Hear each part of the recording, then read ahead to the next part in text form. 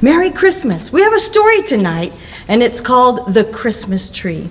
Mr. Leonard had just moved into the neighborhood, and the guys that lived on the neighborhood were all friends with each other, and their objective was to make sure they were friends with everybody, like everyone else in the neighborhood.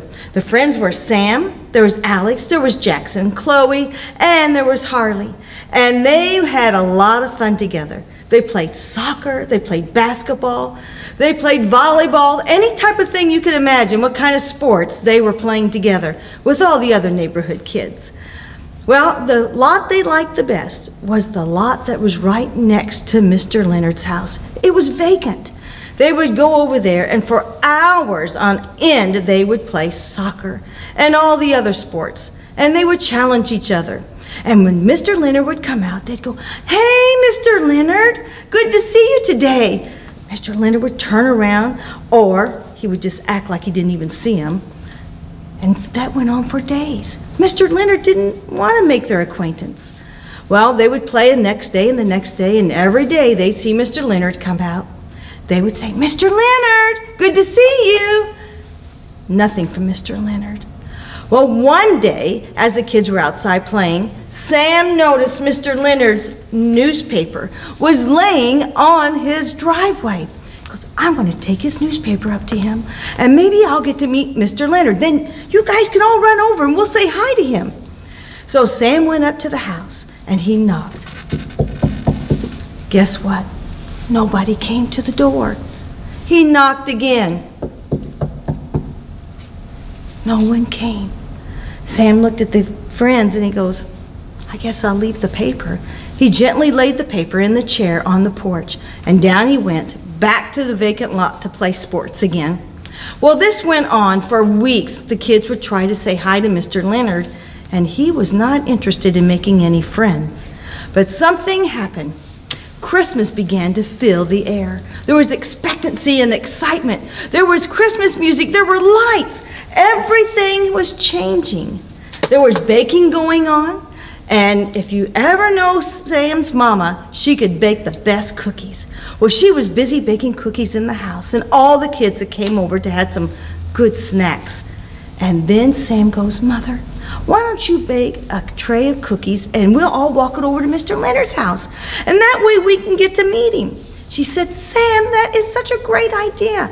So she got a tray of cookies all put together. It was an awesome, nice big tray. The kids all lined up together and off they marched to Mr. Leonard's house. They get there and Sam's holding the tray and Jackson is knocking on the door. "Mr. Leonard." Nobody answers. They keep holding the tray and they knock again. The kids go, "Let's knock just one more time." One more time, they knock on the door. No one comes.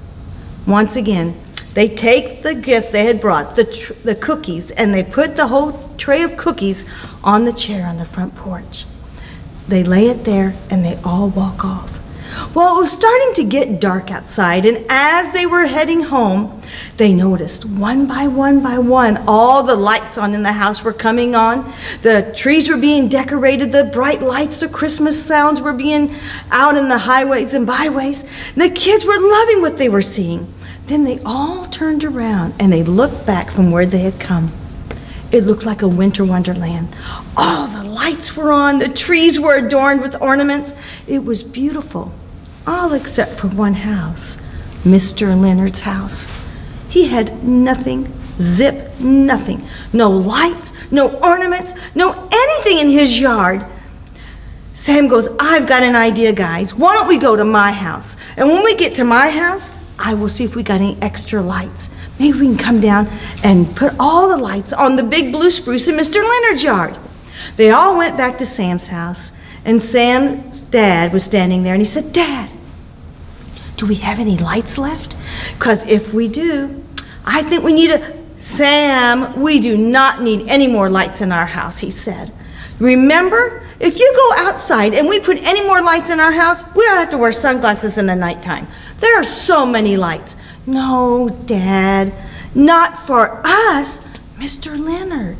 We took cookies down He has no Christmas lights.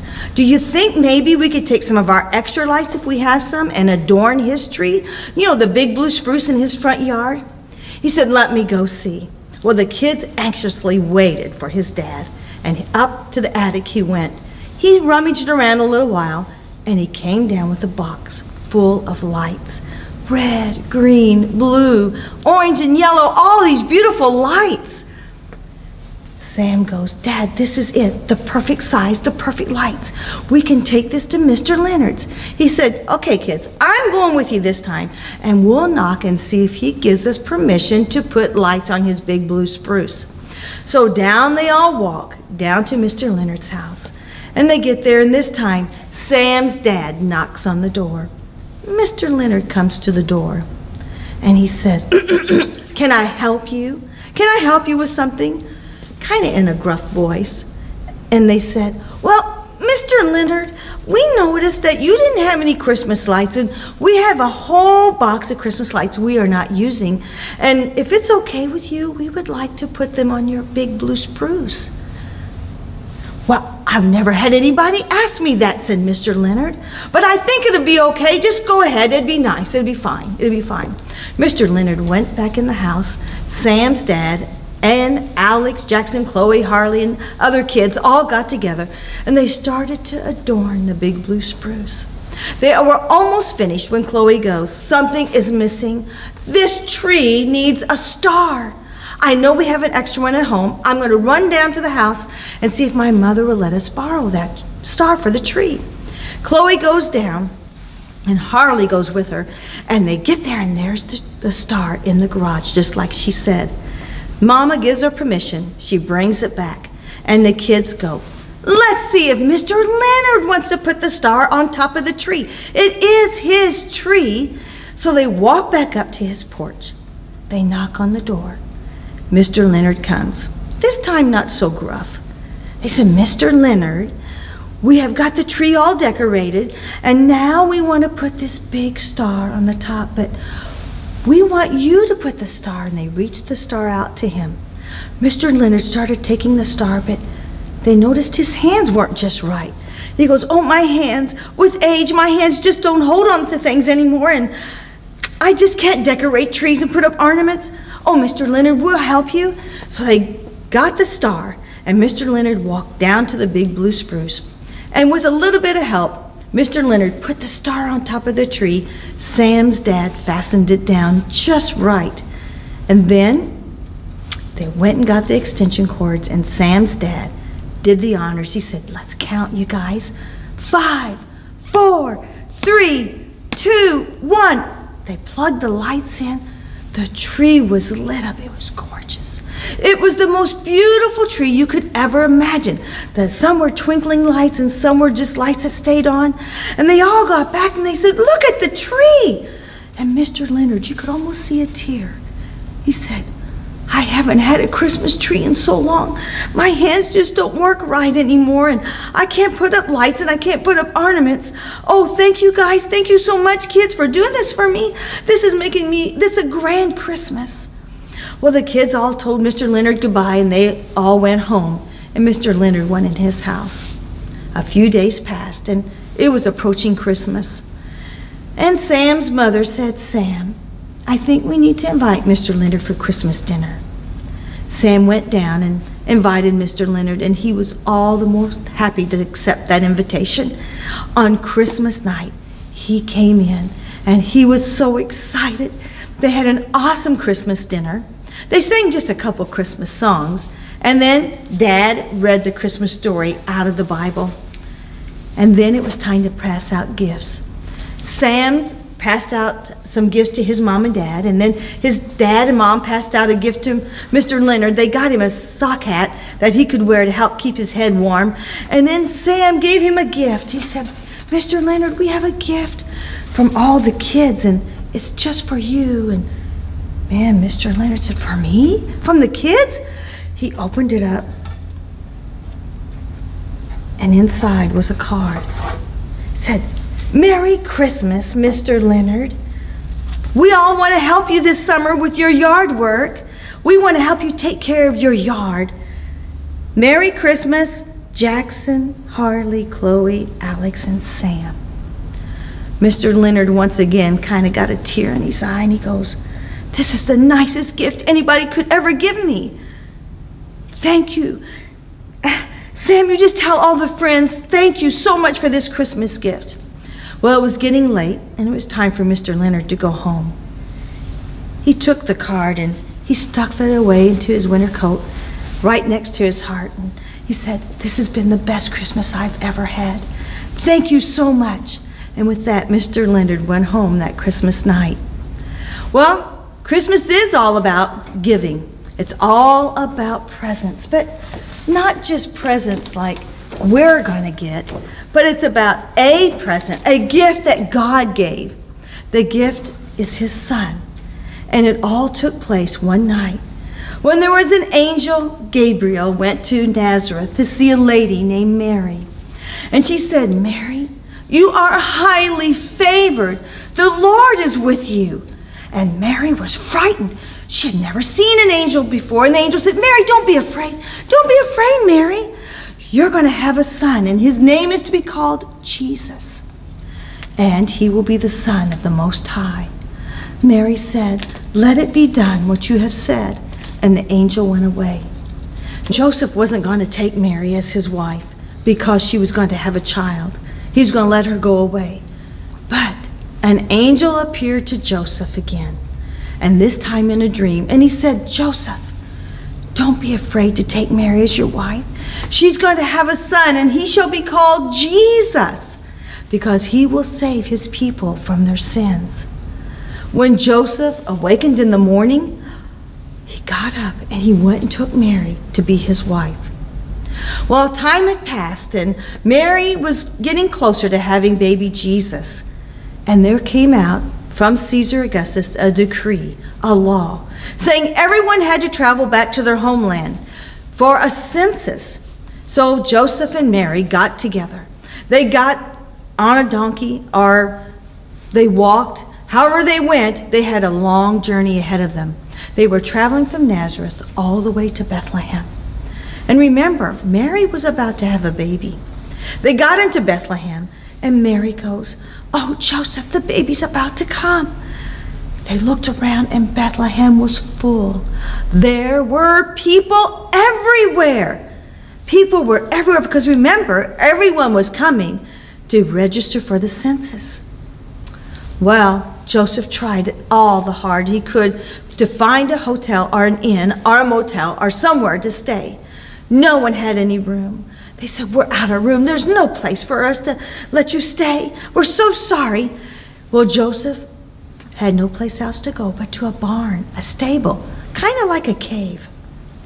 Joseph got Mary all situated, and it wasn't long. Mary had baby Jesus. And it says in scriptures that she took a cloth, swaddling clothes, and she wrapped it around the baby gently. And then she laid him in the manger, a manger, something that cows and horses and donkeys eat out of, what they put the grain and hay in. But she fluffed it up with clean hay, and that was baby Jesus' bed. It wasn't like a crib, but a manger. Well, while they're watching baby Jesus, something else is taking place. Out on the hillside close to where Bethlehem is, there were some angels. Well, first there was one angel, and this angel appeared to the shepherds and said, "Go today into Bethlehem, and you will find a baby wrapped in clothes, laying in a manger. That will be a sign to you." And then, as that angel said that, the clouds were all of a sudden just adorned with more angels. Thousands and thousands and thousands of angels filled the heavens. And they began to sing a song, and it said, "Glory to God in the highest, and on earth, peace to men, on whom is favor rest." God's favor. Well, the angels then all disappeared. And once they disappeared, the shepherds go, "We have to go. We have to go to Bethlehem to see if this is true." And remember the sign. The sign was that they were going to find a baby wrapped in swaddling clothes lying in a manger. They took off quickly to Bethlehem. And when they got there, They didn't go to any inns to find the baby. They went to a manger, to a stable. And there they found baby Jesus, wrapped in cloth, lying in a manger. They knew exactly what the angel said would be the sign, was exactly what was going to take place. Baby Jesus was there. They looked at baby Jesus and they were thinking about what the angels had said, that was a sign that was going to be the Son of God. They were amazed. They were so excited. The shepherds took off and they went back to the hillside, and on their way, they told everyone they saw, everybody they met, all about the Messiah. Baby Jesus was born. The Savior was born. And he was lying in the stable in a manger. The good news was spread that day. And just like good news, God's good news is he gave his son Jesus, the greatest gift there ever could be. And God says that for God so loved the world that he gave his only son, that whoever believes on him would not perish, but that he should have everlasting life. That's found in John 3:16. That's the greatest gift. It's not just about all the presents we're going to get this week. Gifts wrapped up like this, adorned with bows. It's going to be about the best gift, baby Jesus. Baby Jesus is a gift that's given to you from God. And if you accept him into your life and live your life like you love Jesus, he will be with you and love you all the days of your life. Jesus is the greatest gift. It's God's gift to us. That's why we exchange gifts, so we can remember God's gift.